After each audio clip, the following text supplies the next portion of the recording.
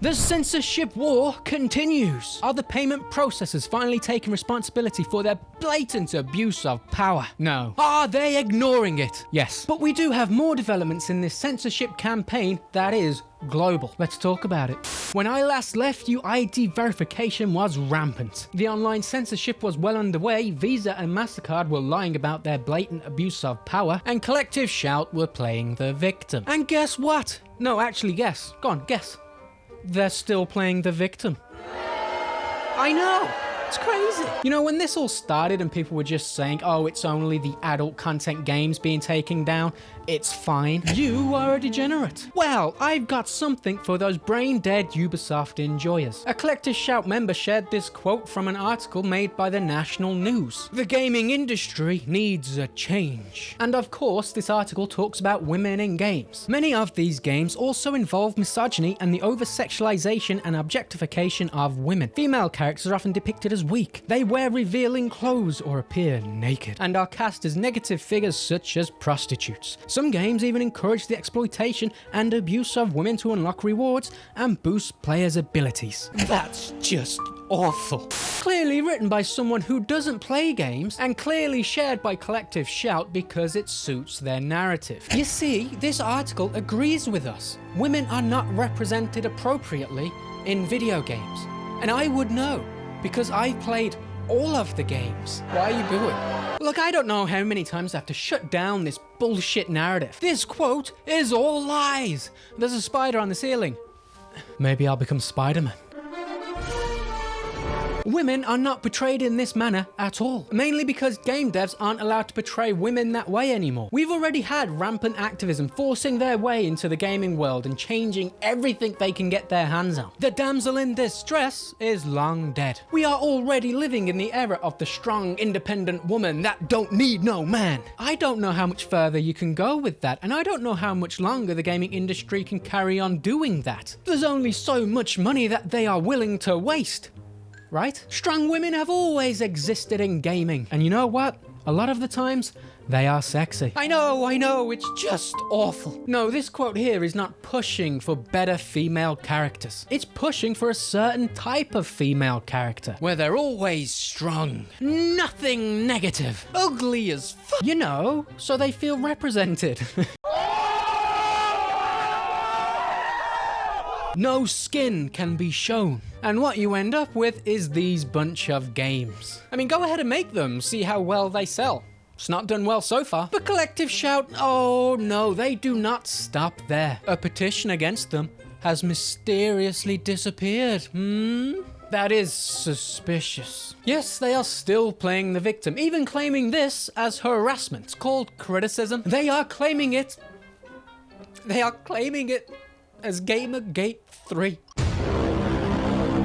The Online Hate Prevention Institute, I can't believe that's a real thing, they wrote this nice little piece. Gamergate returns, Collective Shout edition. Let's read this 100% truthful and not at all trying to control the narrative piece. Glasses.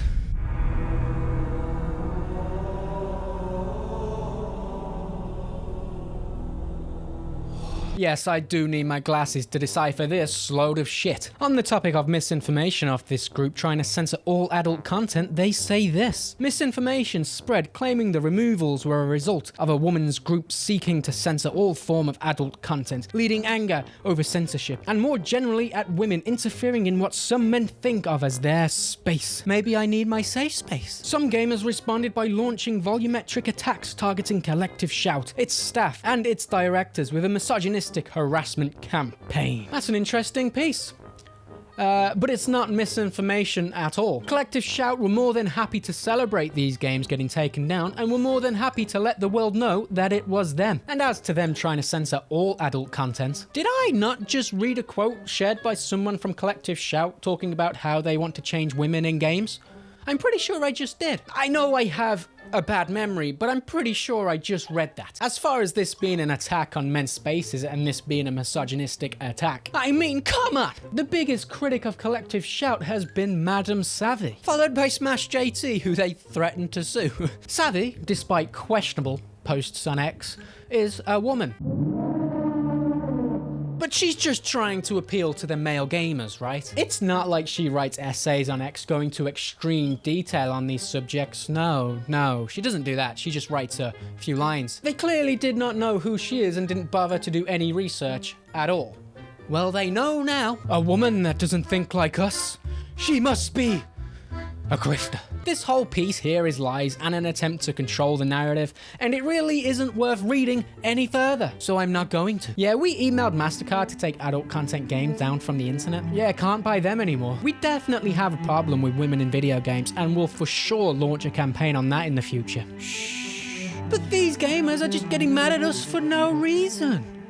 Unbelievable. So Smash JT found out that Collective Shout has sent out a newsletter through their email proclaiming their movement will not be stopped, except they need money to do so. Is anyone smelling the grift here? And of course claiming to be victims with no receipts. It's just a desperate attempt to get money to fund their ridiculous crusade. It's hilarious. Not once saying that what they're doing is imposing their beliefs onto everyone else. Nah. Clowns. They're not gamers, they're activists who want to change something because it doesn't align with their beliefs. They should have no power, they should have no sway. This has been what my favourite channels have been talking about for years. They've exposed journalists for what they are. They've exposed activists in the industry, and people call them crazy anti-woke grifters. There are activists already trying to change the industry. Some of them are already in it. This is just the more extreme version of that. There are way too many people out there who are fine with censorship and activists having control over things until it affects them. And then they'll make some noise, and we've seen a lot of that over the last few weeks. Oh, you're mad that they keep replacing your male characters with women? You're mad at pronouns? You're mad at Sweet Baby Inc. for ruining everything they touch? This is the future. Oh, what? Oh no! They're gonna take away the bear sex game?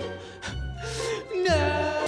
It's almost as if people have been warning about activists trying to take control over the gaming industry for years. Government-funded activism is fine, actually. Oh, and the EU is looking at monitoring your messages. Private messages. Yeah, better be careful with that free speech they like to say we have. Don't be saying anything harmful in your private, let me say that again, private DMs. Boys. Erase the group chat. And TikTok is straight up deleting accounts that aren't ID verified. Now here's something I want to talk about because this is proof that we are headed for dark times over on this side of the world. Ofcom wants to force YouTube into pushing British public service content. So that's your BBC, your ITV and your Channel 4. You know, the trustworthy news that lied to us throughout COVID and continue lying to us. Yeah, they want that on your YouTube homepage. So not only is it propaganda being forced in front of you, but it's also pushing the small creators out of the picture. Small creators like me probably won't be recommended as much. It will be rarer than it already is. They want to do this because no one watches them anymore. What am I saying? People definitely go on YouTube to look up the BBC and check out their videos, don't they? Now, will YouTube do this considering their homepage is designed to make sure that people stay on the platform for as long as possible? Who knows? Pushing propaganda is a surefire way to do that, right? Ah, it's the BBC. Yeah, that's enough. Whether YouTube would just create another page that's for you and the things you like, who knows? But I think it will go further than that, honestly. I really do. So YouTube content creator Archcast got debanked by PayPal. The reason being unusual activities. Archcast speculates that all the donations maybe triggered something for them, but that's every YouTube creator at this point. Hopefully he gets it back at some point, hopefully by the time this video comes out. The man's livelihood was just taken away. Like that. No warning, no investigation, just all of it gone. That's insane. That is effectively ending a small business.